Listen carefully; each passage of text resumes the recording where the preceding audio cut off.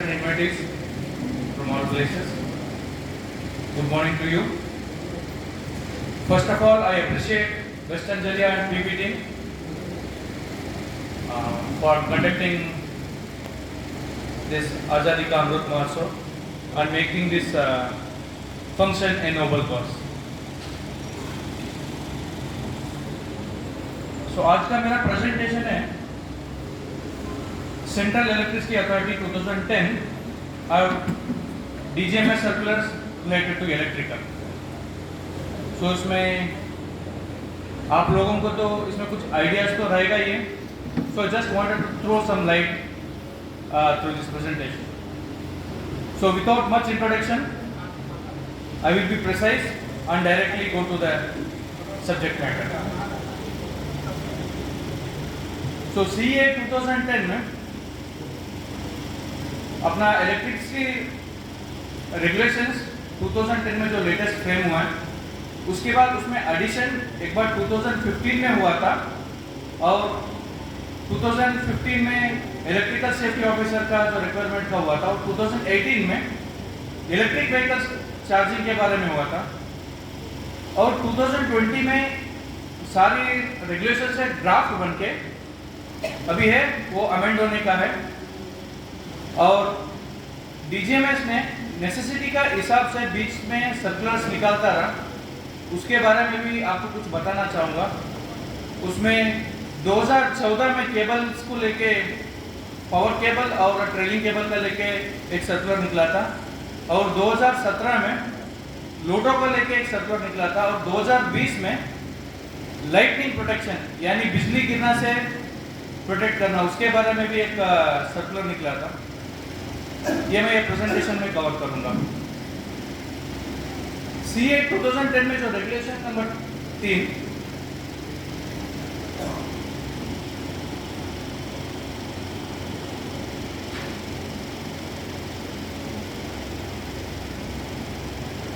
इसमें जो बताया गया है कोई भी आदमी जो इलेक्ट्रिकल इक्विपमेंट के उपकरण के ऊपर काम करेगा उसको नेसेसिटी एजुकेशनल क्वालिफिकेशन होना चाहिए और इसके पास स्टेट गवर्नमेंट के थ्रू एक लाइसेंस होना चाहिए. Then only is allowed to work in mines और माइंस एक्ट के अनुसार उसको जो माइंस में काम करने के लिए बराबर ट्रेनिंग होना है. Then he has to get authorised by competent authority. जो नेक्स्ट है रेगुलेशन नंबर 12. रेगुलेशन नंबर 12 में जो भी इलेक्ट्रिकल इक्विपमेंट्स है उसका सेफ्टी के बारे में बताया गया है.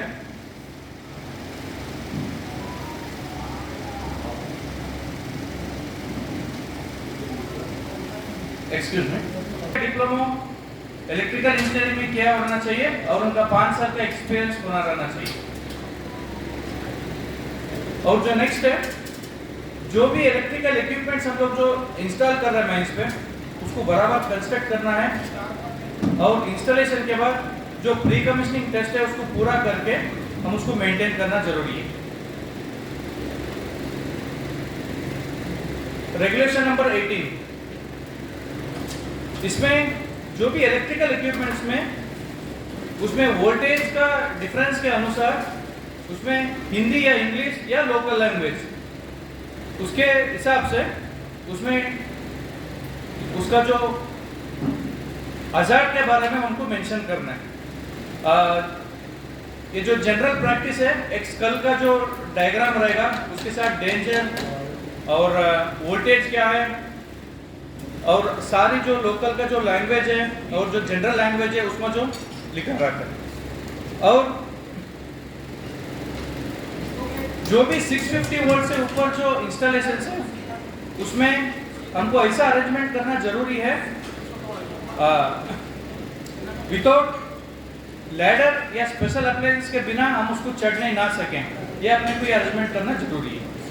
अभी ओवरहेड लाइन में हम लोग देखा तो अगर कोई उसको फॉल्स कनेक्शन लेने के लिए कोई भी चढ़ जाता है इसको अवॉइड करने के लिए हमको जो सूटेबल स्टेप्स है उसको लेना जरूरी है.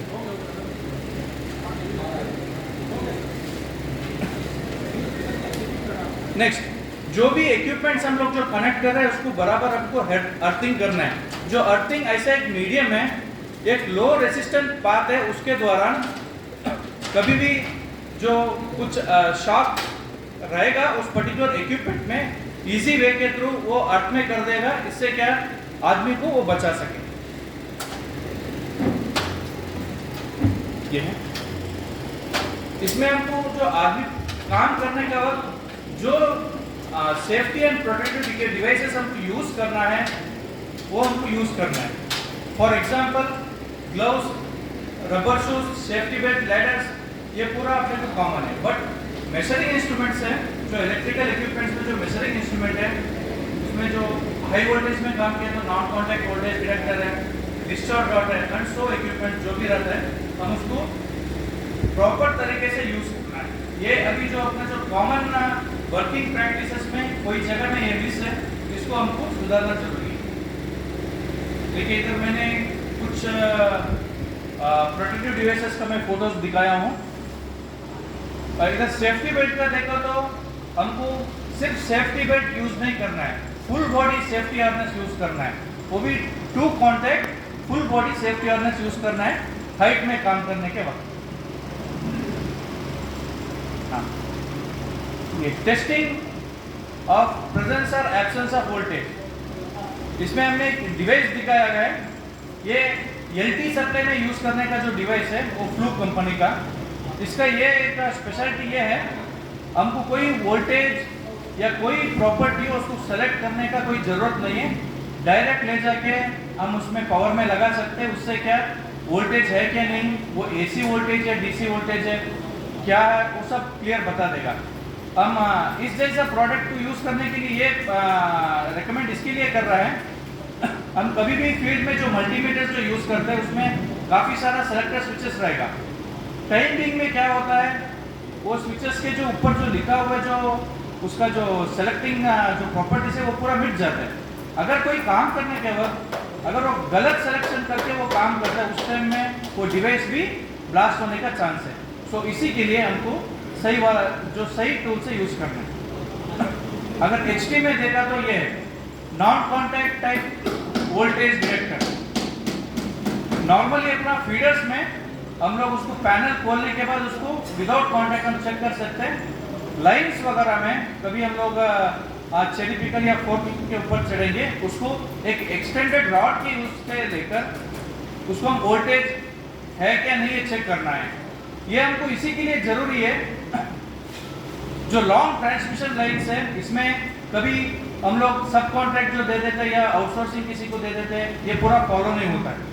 इसी के दौरान एक्सीडेंट्स होने का बहुत सारा चांसेस है। Next, distinction of different circuits. Overhead line हो, केबल हो, उसमें अगर मल्टीपल वोल्टेज उसमें है उसका हम बराबर टैगिंग करना बहुत जरूरी है। मेन ये दिक्कत इधर आता है अंडरग्राउंड में। अंडरग्राउंड में क्या अपना जगह का कंस्ट्रेंट की वजह से सारी केबल एक ही जगह में जाता है। सो उसमें क्या है हमको पता नहीं रहता कौन सा केबल उसमें कितना वोल्टेज है। कभी कभी हम कंट्रोल केबल भी ले जाता है, एलटी सप्लाई भी ले जाता है, एसटी सप्लाई भी ले जाता है, उसको हमको बराबर डिस्टिंग्विश करना है। उसमें फ्रीक्वेंट इंटरवल्स में हमको जो वोल्टेज कितना कैपेसिटी का है वोल्टेज है उधर हमको मेंशन करना है और वोल्टेज के हिसाब से अलग अलग ट्रेस में हमको ले जाना है। ये सरफेस में भी यही लागू होएगा, अंडरग्राउंड में भी ये लागू होएगा। ये रेगुलेशन 21 में बताया गया जो सब स्टेशन प्रोटेक्शन का, हमको सब स्टेशंस में फायर बकेट्स और फायर एक्सटिंग्विशर रखना बहुत जरूरी है। हम काफ़ी इंस्पेक्शन में देखा है किसी जगह में फायर एक्सटिंग्विशर रहता है और फायर बकेट्स नहीं रहता है, और किसी जगह में फायर बकेट्स भी रहता है, उसमें जो रेती जो सैंड डाल के रखा था वो तो कभी साल में इन्होंने साल में 2 साल में भर के रखा रहेगा। जो काम रहेगा उस टाइम में उसको उठा के फेंका है तो उसमें वो पूरा एकदम स्ट्रांग हुआ रहेगा, उससे क्या वो काम के नहीं आएगा। इसको भी हम फ्रीक्वेंटली अपना जो मेंटेनेंस शेड्यूल में इसको आदत में ले आना है। ये बहुत जरूरी है। No electrical installation work shall be carried out except by an electrical contractor licence on behalf of state government. ये हम लोग बहुत जगह में मिस कर रहे हैं। हम किसी पार्टी को किसी को भी आउटसोर्सिंग में देंगे, he has to possess valid contractor license issued by the state government। इसके बारे में जो 12th एनुअल सेफ्टी कॉन्फ्रेंस में भी एक पॉइंट दिया हुआ है। इसमें हम लोग क्या करते हैं, हर चीज में एज पर NIT करके लिख देते हैं। जो भी हम किसी पार्टी को भी हम अपना जो माइंस परव्यू में जो काम में लेते हैं, उनको इलेक्ट्रिकल कॉन्ट्रैक्टर लाइसेंस होना बहुत जरूरी है। ये precautions against leakage before connection. हम नॉर्मली कनेक्शन करने के दौरान इंसुलेशन रेजिस्टेंस चेक करते हैं मेगर के थ्रू। इसमें हम लोग यही गलती करते हैं। अगर सारे में इसमें देखा तो या 1000 वोल्ट का मेकर रहेगा, या 5000 वोल्ट का मेकर रहेगा, या 10000 वोल्ट का मेकर रहेगा। रूल में अपने को क्लियर दिया गया है, अगर 650 वोल्ट और 1.1 केवी तक है, हमको 500 वोल्ट डीसी मेकर यूज करना है।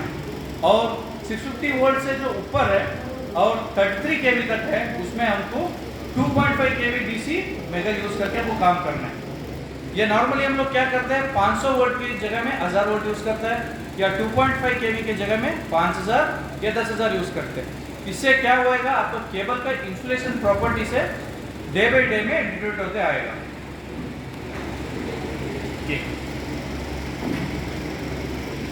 कभी भी कोई ट्रांसफार्मर को और कोई इलेक्ट्रिकल इक्विपमेंट्स को कनेक्ट करता है, उधर उसका 3 फेज या 4 वायर रहेगा या 2 फेज 3 वायर रहेगा, हमको बराबर उसको जो अर्थिंग है, अर्थिंग 2 डिस्टिंक्ट कनेक्शन से देना है। अगर आसान शब्द में बोलने का तो डबल अर्थिंग, ये महीस में काफी चलता है, डबल अर्थिंग हमको देना है। इसका मतलब ये है, अगर किसी कारण पे एक अर्थिंग अपने को फेल हुआ, दूसरा से टाइम बीइंग के लिए अपना काम चलेगा। यही है, हमको डबल अर्थिंग हर जगह मेंटेन करना है। अगर वो फ्लेक्सिबल केबल है, उसका आउटर जो मेटालिक का जो स्क्रीनिंग रहता है, उसके दौरान हम अर्थिंग को यूज कर सकते हैं। ये जो अर्थिंग कैसा होना चाहिए, अर्थिंग्स कैसा होना चाहिए, उसका एक छोटा सा फॉर्मूला है। अगर हम लोग प्लेट इलेक्ट्रोड यूज किया तो ये फॉर्मूला यूज करना है।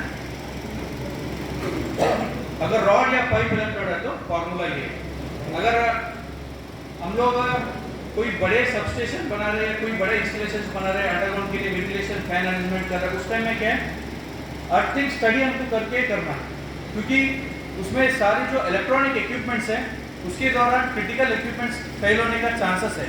सो इसके लिए हमको एक अर्थिंग स्टडी करना है। कोई बड़ी इंस्टॉलेशन करते हो, कभी एक बड़े सबस्टेशन हम लोग इंस्टॉल कर रहे हैं, उसके पहले एक अर्थिंग स्टडी करके उसमें हमको कितना अर्थफिट रहेगा।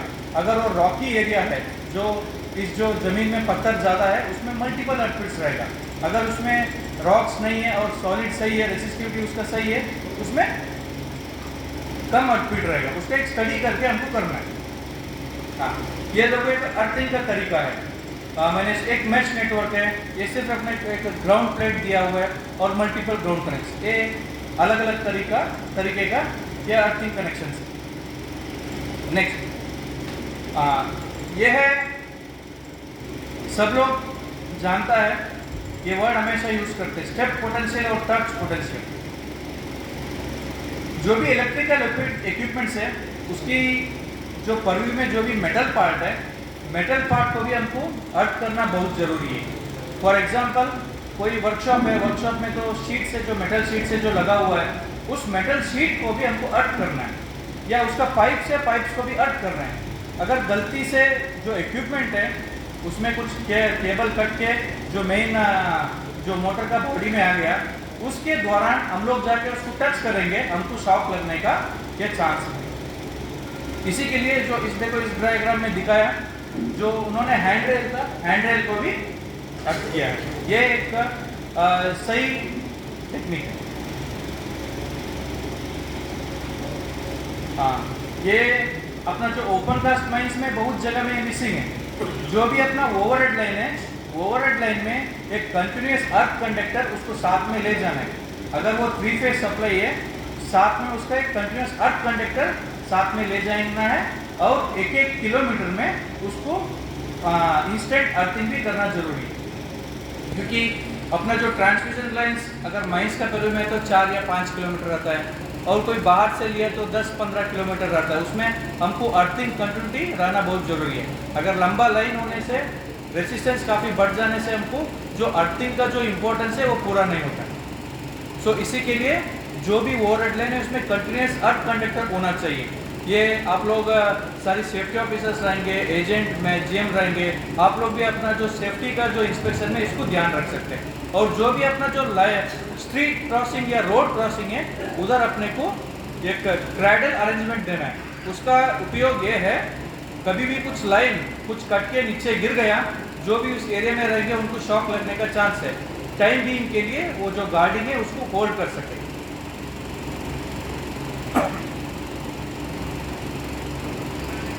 अर्थ leakage protective device ELR, simple way में बोलने का तो ELR, जो भी इक्विपमेंट्स 2 किलोवाट से ऊपर है उसमें हमको अर्थ लीकेज प्रोटेक्शन देना जरूरी है। अर्थ लीकेज प्रोटेक्शन ये काम करते हैं ह्यूमन को शॉक से हमको ये प्रोटेक्ट करता है। अगर ये छोटा इक्विपमेंट है, फॉर एग्जांपल अपना कुछ ग्राइंडिंग चला रहे हैं या इवन एसीस में भी आजकल क्या है RCCB यूज़ करता है। RCCB भी एक तरह का अर्थ लीकेज प्रोटेक्शन है। उसमें अगर अपना डोमेस्टिक इक्विपमेंट है या आदमी उसमें डायरेक्ट इन्वॉल्व होता है, कोई हैंड ड्रिल मशीन है, ग्राइंडिंग मशीन है, उसमें हमको 30 मिली एम्पेयर का RCCB के द्वारा सप्लाई देना चाहिए।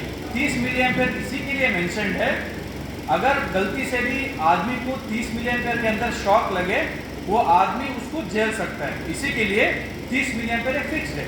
अगर कोई ग्रुप में से तो 100 मिली एम्पेयर दे सकते हैं या 300 मिली एम्पेयर है।